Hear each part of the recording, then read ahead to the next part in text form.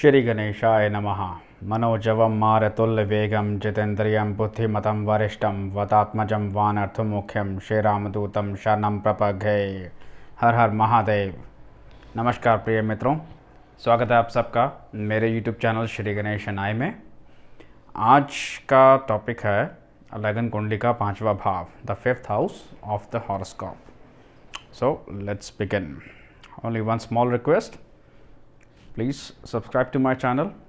मेरे चैनल को सब्सक्राइब करें, इससे मुझे प्रोत्साहन मिलता है। तो चलिए शुरू करते हैं। लगन कुंडली का पांचवा भाव। लगन कुंडली का पांचवा भाव जो होता है वो एक त्रिकोण भाव है। इसको हम लक्ष्मी स्थान भी कहते हैं।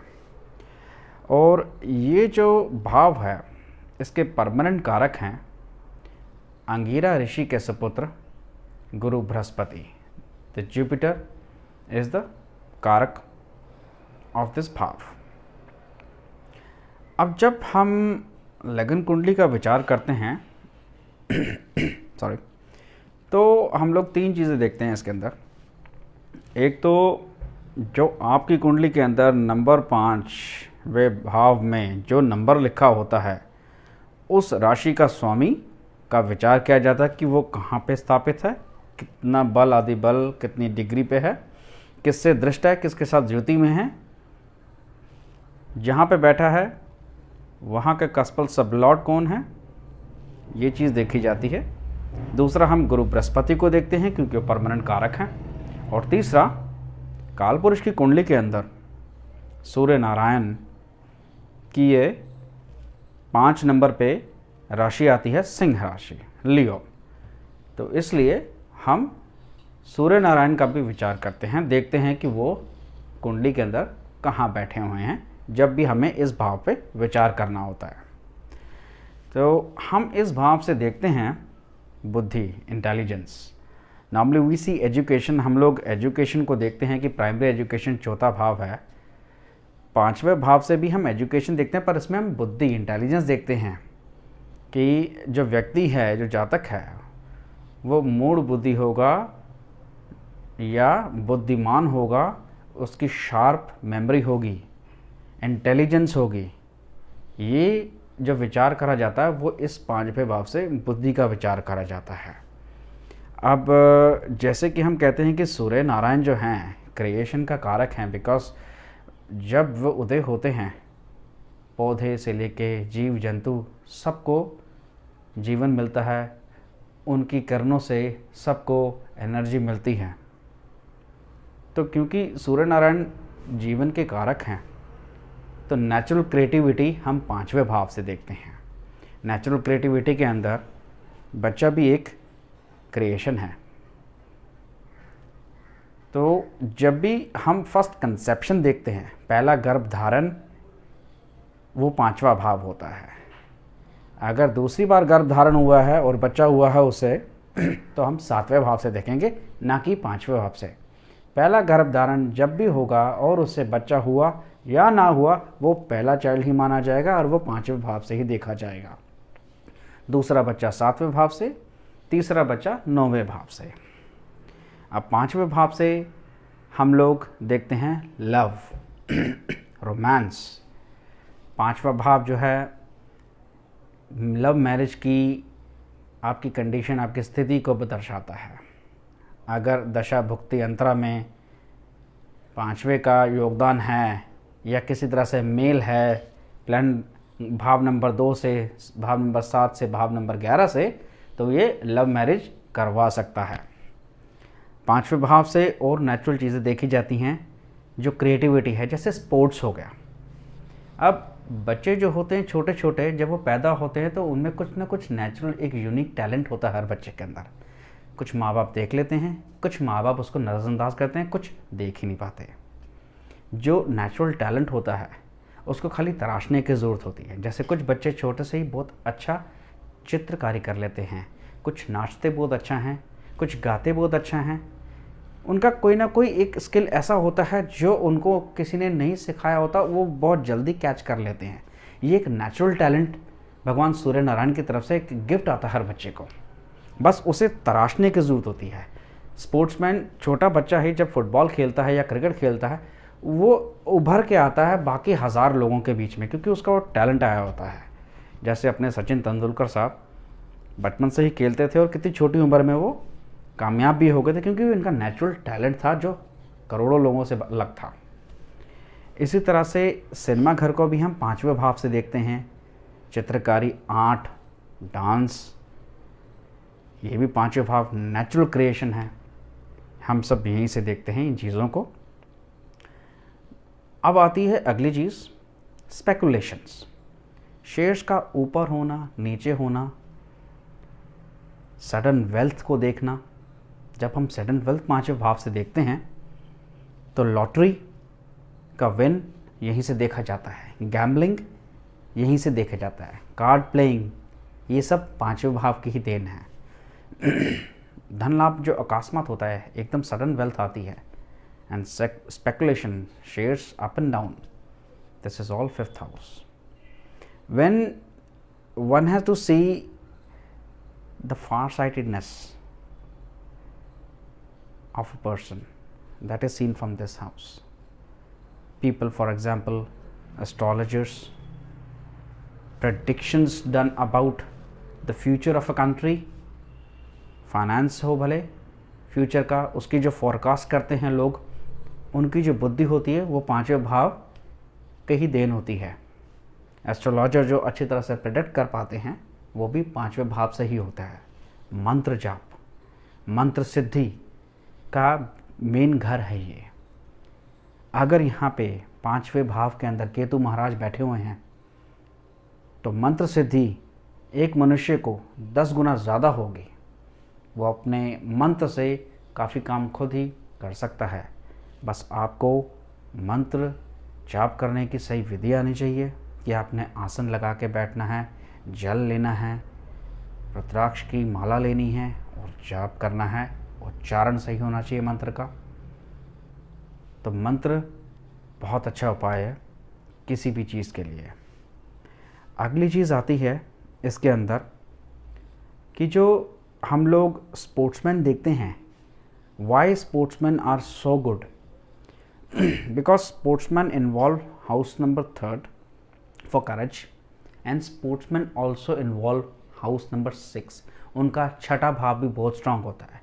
जब भी पांचवें भाव और छठे भाव के भावपति भावेश म्यूचुअल एक्सचेंज कर लेते हैं, छठा लॉर्ड पांचवें में चला जाए, पांचवा लॉर्ड छठे में चला जाए और पांचवें घर पे मंगल की दृष्टि हो जाए, तो वो छठा जो लॉर्ड पांचवें में बैठा है उस व्यक्ति को इतना करज देता है और एक आउटस्टैंडिंग परफॉर्मर, एक आउटस्टैंडिंग स्पोर्ट्समैन बनाता है। रीज़न, छठा भाव जो है आपके रोग, ऋण और शत्रु का भाव है।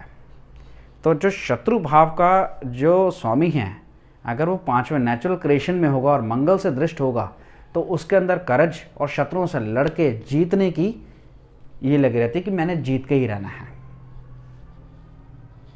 इसीलिए वो लोग बहुत ज़्यादा शाइन होते हैं।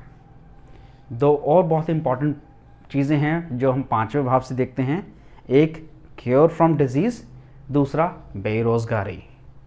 क्योर फ्रॉम डिजीज़ इसलिए क्योंकि छठे भाव से हम डिजीज़ दिखते हैं और छठे का जो 12वां है वो 5th हाउस है। सो उसके छठे के रिजल्ट्स को वो निगेट करता है।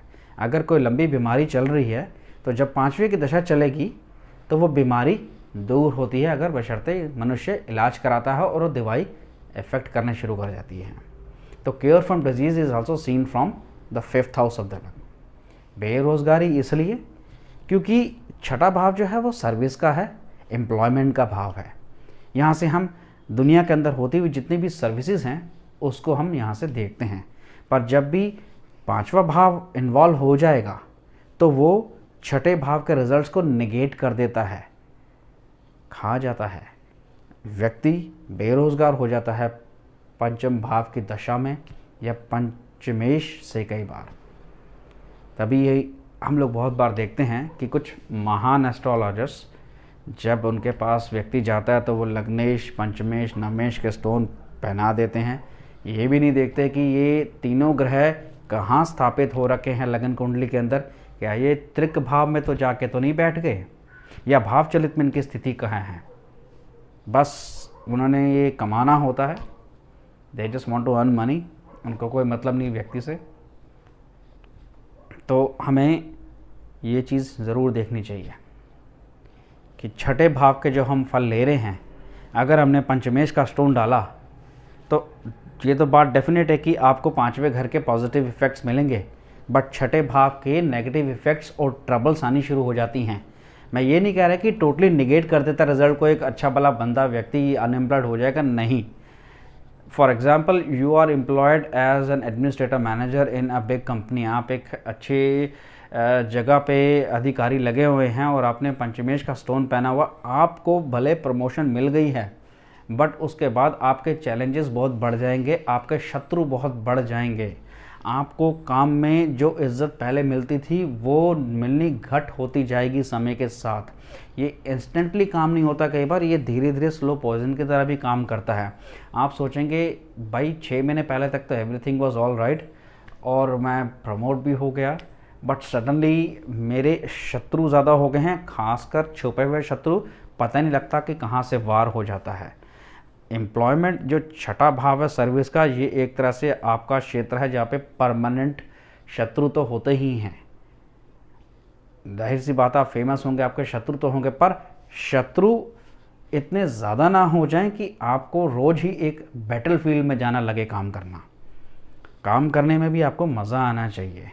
तो कई बार ऐसा होता है कि हम 10th लॉर्ड का स्टोन पहन लेते हैं, 5th लॉर्ड का स्टोन पहन लेते हैं और वो इनफैक्ट ट्रबल देना शुरू कर देता है, या इवन 9th का स्टोन पहन लेते हैं कि तो भाग्यशाइन का स्टोन पहन लें तो बहुत ही बढ़िया रहेगा, ये समस्या भी दे देता है। 9वां भाव भी जो है चेंज इन प्रोफेशन कर देता है, क्योंकि ये 10th का 12th होता है। So either change in profession और in change in subjects as well. Higher studies में आप गए और आप मास्टर्स में कुछ सब्जेक्ट पढ़ते पढ़ते you couldn't succeed in that और आपने अपने सब्जेक्ट चेंज कर लिए, ये भी हो जाता है।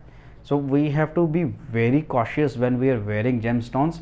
Yes, if you are consulting a very good astrologer who is really thinking about you, probably he will give you a time frame, एक आपको समय की लिमिट देगा कि भाई आपको 2020 जनवरी में पहनना है और 2020 के दिसंबर तक ख़त्म कर देना है, या 2021 में पहनना है और 2022 लगने से पहले ये जेमस्टोन उतार देना है, क्योंकि ये काम खाली इस समय में अच्छा देगा, उसके बाद कृपया इसको उतार दीजिएगा ताकि आपको संघर्ष ना करना पड़े ज़िंदगी में।